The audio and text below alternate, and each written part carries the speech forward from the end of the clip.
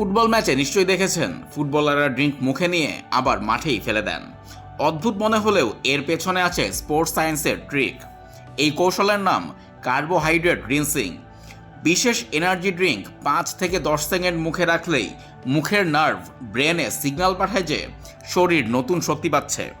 এতে সাময়িকভাবে ক্লান্তির অনুভূতি কমে আর খেলোয়াড়রা কিছুটা বেশি সময় হাই ইন্টেন্সিটি পারফর্ম করতে পারেন।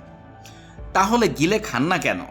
কারণ ম্যাচের মধ্যে বেশি তরল বা চিনিযুক্ত ড্রিঙ্ক পেটে গেলে অস্বস্তি বা বমিভাব হতে পারে, তাই প্রয়োজনীয় সিগন্যাল নিয়েই ড্রিঙ্কটা ফেলে দেন।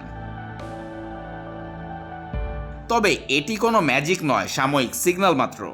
ভালো পারফরম্যান্সের জন্য ম্যাচের আগে ও পরে পর্যাপ্ত পানি, ইলেকট্রোলাইট ও কার্বোহাইড্রেট গ্রহণ করতেই হবে।